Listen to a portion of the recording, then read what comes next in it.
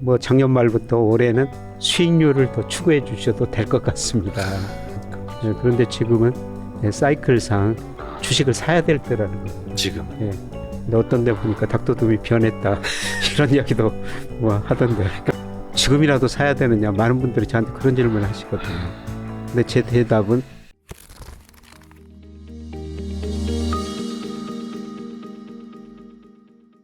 사실 주식도 그렇고 뭐 채권 투자도 그렇고 부동산도 그렇고 약간 뭐 좀 농사 짓는다고도 표현을 하는데 예. 농사 지으시면서도 약간 투자랑 많이 이제 연관이 있어서도 생각하세요? 예, 그런 절차가 다 있죠. 그래서 뭐 주식 투자 마찬가지로 씨 뿌릴 때 있고 그다음에 수확 거둘 때 있지 않습니까? 네. 씨 뿌릴 때 씨 안 뿌리면은 안 자라거든요. 그렇죠. 예, 제가 작년에는 무를 좀 늦게 심었었어요. 무. 예. 그래서 시기를 놓쳤고 나중에 이거 심다 보니까 무가 별로 크지 않고 뭐 그다음에 또 겨울이 와버리니까요. 예, 그다음에 그 수확할 때 수확 안 하면은 다 저 열매들이 떨어져 버리거든요. 그러니까 수확도 제때 해야 돼. 예, 씨 뿌릴 때도 제때고 그다음에 수확할 때도 제때가 있는 거죠. 예, 그런데 저는 뭐 때는 잘 모르죠. 그래서 거기 그 농민들 보고요. 예, 농민들이 퇴비 주면 야 지금 퇴비 주는 시기구나. 예, 그다음에 새싹 거 사다 심으면은 야 이때 심는 시기구나. 그거는 누구보다도 오랫동안 농사를 짓는 분들이 잘 알거든요. 진짜 베테랑들. 예, 베테랑 그렇습니다. 농민들. 뭐 주시장도 마찬가지인 것 같아요. 예. 저는 저 부자들 옆에 있으면 부자가 된다고 그러는데요. 그러니까 주식에서 그 부자가 된 분들 옆에 있으면은 언제 씨 뿌리고 언제 수확을 거둬야 될지 다른 사람보다는 좀 더 잘 알거든요.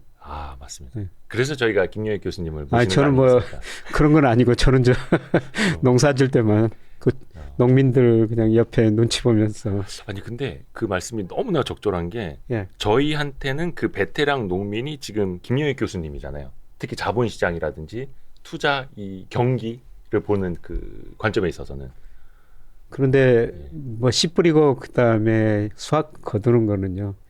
주식보다는 훨씬 불확실성이 덜하죠. 그렇죠. 예, 대충 뭐 이날 뿌리면 된다, 씨 뿌리면 된다. 그것도 농민들이 오랜 경험을 통해서 알고 있는데요. 네. 뭐 주시장이라는 건 늘 변하고 그렇죠. 이상한 변덕스럽고. 변덕스럽고 그러니까. 다만 비가 내일 올지 오늘 올지는 모르지만 근데 지금 봄으로 가고 있는지 겨울이 오고 있는지 정도는 알 수는 있잖아요. 그렇죠. 그런 큰 흐름은 알 수가 있죠. 맞습니다. 그게 혹시 빅 웨이브입니까? 예, 뭐 이게 이제 모든 게 그 사이클이 있다는 건데요. 네네네. 뭐 그런 큰 사이클을 한번 준비해 보자. 예, 그러니까 저는 뭐 늘 그 투자라는 것은 수익률하고 리스크 관리 둘의 그 적절한 조합이라고 생각하거든요. 수익률과 리스크 관리. 예. 근데 어떤 때는 우리가 리스크 관리를 해야 되고 어떤 때는 또 수익률을 추구해야 돼요. 예, 그런데 제가 2021년 하반기 2020년에는 내내 좀 리스크 관리를 좀 해주시는 게 좋을 것 같습니다. 네. 이런 말씀을 드렸고요. 예, 그런데 이제 주가가 충분히 저평가형에 들어섰으니까 뭐 작년 말부터 올해는 수익률을 더 추구해 주셔도 될 것 같습니다. 이런 저 큰 흐름은 제가 말씀을 드릴 수가 있는 거죠. 예. 그러니까 많은 사람들이 사실 농사 지을 때는 힘든 과정보다는 수확만 생각을 하고 예. 투자에서도 씨앗을 뿌리고 밭을 관리하는 것보다는 수익을 얻는 것만 생각을 하는데 예. 사실 교수님은 지금은 걷어들여야 될 때다 예. 혹은 지금은 인내하거나 기다려야 될 때 말씀을 해주시는데 예. 사실 사람들은 그냥 수확만 하고 싶은 것 같아요. 사실은. 예, 그렇습니다. 예. 사실 아까 말씀드렸습니다만은 그 식물이 잘 자라기 위해서는 땅을 좀 비옥하게 해줘야 되거든요. 그렇죠. 뭐 퇴비도 주고 그다음에 땅을 엎어주고 네. 예, 그런 작업을 거쳐야 됩니다. 그게 제일 고생스럽죠. 예. 예, 그만큼 좀 우리 주식 투자할 때도 준비가 좀 돼 있어야 된다는 거죠. 예, 그래야지 뭐 나중에 그 땅에서 뭐 다른 과일도 잘 되고 뭐 수박, 참외, 포도 뭐 이런 거 다 잘 되는 것처럼 그렇죠. 예, 그만큼 밑에 봄에 좀 준비를 하셔야 된다는 겁니다. 참 이 진리가 멀리 있지 않은데 말이죠. 예. 그 요즘에는 혹시 그 우리 교수님한테 닥터 둠이라고 하는 사람 없죠? 요즘에는. 요즘에도 가끔 뭐 닥터 둠으로 그렇게 표현을 하고요. 네네. 근데 어떤 데 보니까 닥터 둠이 변했다 이런 이야기도 뭐 하던데. 그러니까 변절했다고. 예. 근데 사실 이게 고정되어 있는 게 아니라 말씀하신 것처럼 봄, 여름, 가을, 겨울이 있듯이 그렇습니다. 투자도 그런 사계의 흐름에 따라 가야 하는데 이게 닥터둠이니까 맨날 팔라는 얘기만 하셔야 되는 거 아니냐고 또 이게 생각하시면 안 되는 거죠. 예, 뭐 늘 저 경기 뭐 주식시장에도 크고 작은 사이클이 있죠. 네. 그래서 저 2000년부터 2006년까지는 각종 언론에서 뭐 기관 투자자들이 저를 최고의 낙관론자라고 데려다가 비관론자들하고 저 토론도 시키고 그랬었어요. 아, 그때는 낙관론자로서. 예, 예. 예. 근데 2007년 이제 미국에서 금융위기가 온다. 그 다음에 그 이후로 뭐 2008년 금융위기, 그 다음에 2020년 코로나 위기 이런 것들을 우연히 좀 미리서 맞춘 거죠. 그러다 보니까 닥터둠이라고 그랬고요. 뭐 주가 3,300 갔을 때 2,200까지 떨어질 수 있다. 이런 말씀을 드렸는데, 예, 그래서 닥터둠이란 별명을 얻었는데요. 그때는 그만큼 그런 사이클이 있었다는 것이죠. 그렇죠. 예, 그런데 지금은 예, 사이클상 보니까 주식을 사야 될 때라는 겁니다. 지금은. 예. 그래서 제가 뭐 늙고 좋다 나쁘다 그런 것이 아니라 저 나름대로 예, 보는 데이터들이 있거든요. 거기 예. 기준에 따라 가지고 그 데이터들에 비해서 주가가 가대평가됐으면은 주식 비중 좀 줄이시는 게 좋을 것 같습니다. 그다음에 밑으로 저평가됐으면은 좀 늘리시는 게 좋을 것 같습니다. 예, 제가 제가 보는 데이터에 의해서 이런 말씀을 드린 겁니다. 물론 그 데이터를 대상 데이터가 보는 사람마다 다 달라요. 그렇죠. 그러니까 어떤 분은 예. 지금도 뭐 코스피가 1800까지 떨어진다. 뭐 이런 이야기까지 하시는 분도 네. 있죠. 네. 예, 그분들은 또 나름대로 어떤 데이터를 보고 그렇게 말씀하실 거예요. 네. 그러니까 각자가 보는 데이터가 다를 텐데 뭐 중요한 거는 누가 더 합리적인가, 합리적인 데이터를 보고 뭐 전망이라는 게 맞출 수는 없죠. 그런데 얼마나 좀 사실에 합리적으로 예. 보느냐, 뭐 이런 것에 의미가 있는 것 같습니다. 그렇죠. 그래서 사실 뭐 근데 교수님이 하루하루를 전망하는 것도 아니고 일주일을 전망하는 것도 아니고 예. 그 흐름을 예, 보시는 거니까 아마 이제 많은 분들이 같이 이제 공부하시면서 깨달으실 것 같습니다. 예. 이게 웨이브가 물방울이 아니지 않습니까? 그렇죠? 예. 근데 그냥 파도라고 보시면 됩니다. 그렇죠. 물방울보다 더 큰 파도. 예. 예. 근데 이 책 앞에 보니까 이렇게 그 뭔가 저자 사인처럼 예. 이렇게 뭐 이거 프린트죠, 프린트. 네, 이렇게 쓰신 게 있는데 예. 한 대여섯 줄 정도 되는데 지난해 우리 주가 지수가 세계에서 가장 많이 떨어졌지만 많이 떨어졌다는 것은 올해 많이 오를 예. 수도 있다는 예, 예. 반증입니다. 이렇게 올 한 해를 금융 민주주의를 이룰 기회로 만드시길 바랍니다. 이렇게 김영희 올림 이렇게 쓰셨는데 예. 올해 많이 오를 수 있을까요? 결국 예, 저는 뭐 오를 수 있다고 보고 있습니다. 네, 작년에 우리 코스닥이 러시아 주가 다음으로 제일 많이 떨어진 주가 지수고요. 그다음에 코스피도 세계 평균보다 훨씬 더 많이 떨어졌죠. 네. 예, 그런데 그렇게 많이 떨어진 만큼 오를 수가 있다는 거죠. 그래서 제가 그 우리 코스피를 평가할 때 명목 GDP에 비해서 얼마나 가소평가됐느냐, 네. 그다음에 유동성 M2, 그다음에 일평균 수출 금액 이런 거 가지고 평가하는데요. 네. 특히 M2뿐만 아니라 명목 GDP에 비해서 보면요, 예, 작년 말 기준으로 24%나 가소평가됐어요. 그러니까 2000년부터 제가 예. 쭉 평가를 해오고 있는데 예. 28% 가대평가된 건 처음이거든요. 네네네. 예, 그만큼 주가가 추세 밑으로 떨어져 있다는 겁니다. 그러니까 증시가 과소평가되어 예. 있다. 예. 그래서 시간이 가면은 제자리 돌아온다. 예, 그래서 이미 저는 제자리 돌아오는 과정이 시작됐다.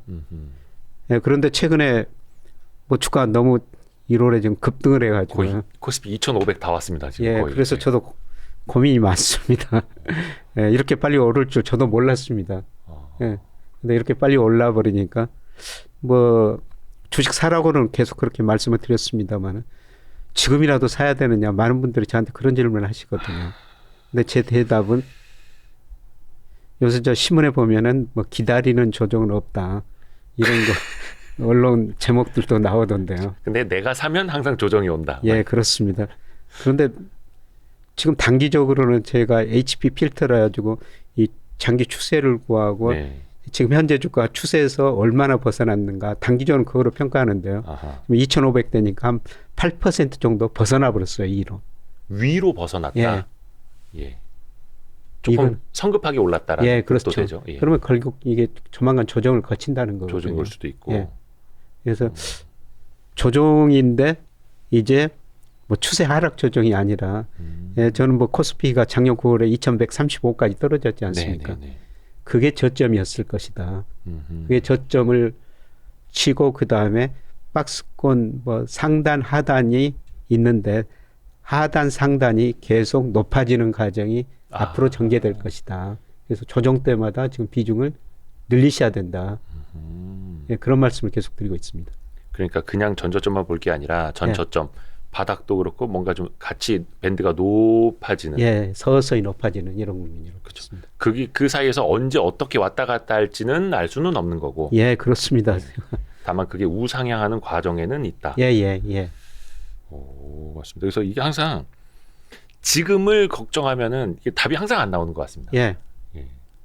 근데 저는 올해는 제가 저기 경기 침체라고 썼습니다만 네.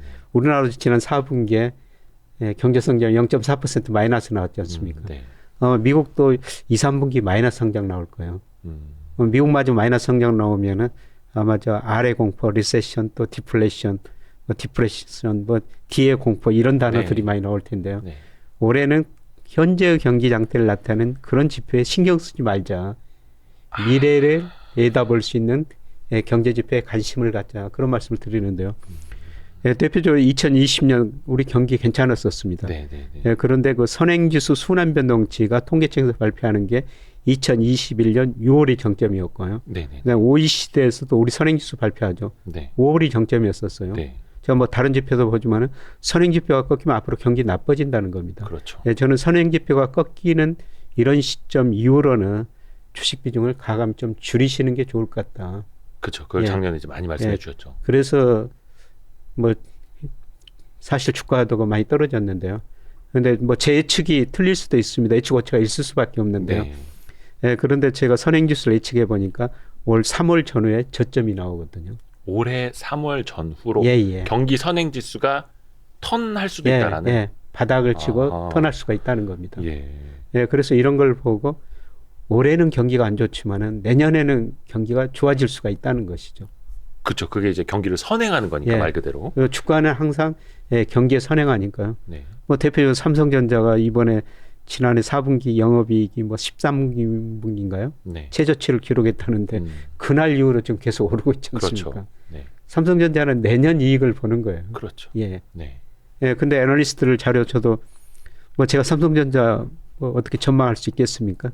예, 그런데 애널리스트 자료를 보니까요. 올해는 정말 그 어렵다고 전망을 하더라고요. 실적 추정치들을 계속 예, 내리고 계속 있죠. 내리고 예. 뭐 디램 분야는 마이너스까지 갈 수도 있다. 네. 예, 그리고 실제적으로 예, 제가 최근에 그 삼성전자 강의를 3번이나 갔다 왔어요. 아, 삼성전자 임직원들 상대로 임직원들 대상으로 하고 네. 또 삼성전자에 저 부품을 납품하는 아, 협력사들. 예, 협력사들 대표들 대상으로 했고요. 그 뭐 협성회 이런 예, 데들. 예. 상생 협력이라고 그러더라고요.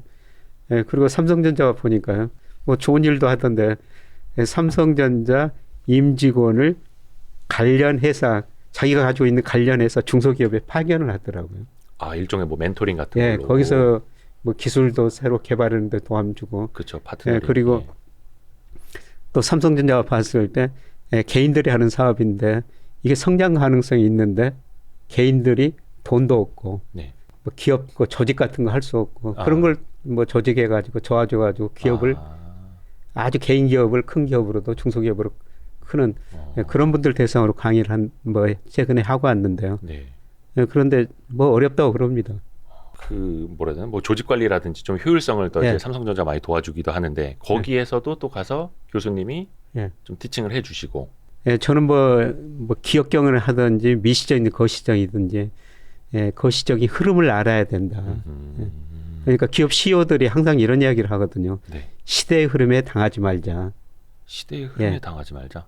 네. 그러니까 뭐 부자를 또 그런 이야기를 하는데요. 개인한테 당하면 일부 자산을 잃을 수가 있지만은 시대의 흐름에 당하면은 모든 자산을 잃어버릴 수가 있다는 거죠. 네. 경기가 나쁜데 아, 뭐 투자를 계속 늘리면 안 되죠. 그러니까 시대의 흐름에 역행하지 말자. 예, 역행하지 말자. 근데 예. 시대의 흐름을 알면은 개인도 부자가 될 수 있고 기업도 성장시킬 수가 있죠. 그렇죠. 예, 저번에 그 한 신문에서 스타트업 유명한 CEO가 나와서 이야기한 얘기인데요. 예, 계속 M&A 같은 거 그때는 저 자금 조달이 주시장이 좋아지고 얼마든지 할 수 그렇죠. 있어가지고 돈이 넘치던 시절. 예, 굉장히 M&A 같은 걸 많이 했더라고요. 네. 예, 그런데 지금 굉장히 어렵게 됐다는 거죠. 그렇죠. 예, 그래서 그분이 하는 이야기가 자기가 미신은 알았지만은 매크로는 몰라서 이런 실수를 했다. 한 신문에서 이런 인터뷰를 하는데 네. 예, 거시기한 흐름을 기업하시든지 투자하시든지 알아야 된다는 거죠. 맞습니다. 그래서 아까 초반에 이야기했던 계절의 변화를 예, 우리가 느끼고 거기에 맞춰서 농사를 지어야 된다라는 예, 거랑 또 그렇습니다. 일맥상통을 합니다. 예, 수확할 때 씨 뿌리면 안 되고요. 네. 씨 뿌릴 때 수확할 수도 없죠. 그렇죠, 그렇죠. 네. 앞에서 그 경기 선행지수 3월부터는 조금 이제 바닥을 치고 턴 예, 할 수 있다라고 말씀을 하셨는데 사실 경기 선행 지수가 경기를 뭐 한 6개월 정도는 앞서서 보여주는 거기는 한데 예, 근데 지금 그럼 우리 1월 말인데 어떻게 3월에 턴하는 거를 이제 말씀하시지 보면 또 경기 선행 지수에 구성하고 있는 지표들이 먼저 또 턴하고 있는 게 보이신다는 거잖아요. 예. 우선 그 선행지수는 제가 가지고 있는 모델로 예측하는 거고요. 네, 네, 네. 그 다음에 구체적으로 거기 들어가는 요인들 보면은 주가지수도 코스피도 거기에 들어가 있어요. 코스피가 거기 들어가죠. 예, 근데 지금 코스피가 오른 것 보니까 그렇죠. 선행지수 개선이 되고요. 네. 그 다음에 장단기 금리차가 그렇죠. 들어가 있거든요. 예. 예, 최근에 그 장기 금리가 떨어지면서 장단기 금리차가 마이너스까지 됐었는데 예. 예, 저는 저 금리 인상 사이클 거의 마무리됐다고 보고 있어요. 우리 한국은행이 3.5%까지 올렸는데 네. 뭐 거기서 거의 마무리일 거다. 이제 많이 올려봤자 한 번 더 올리는데요. 네. 거의 끝이다. 네. 예, 그러면 이제 단기 금리가 떨어지죠.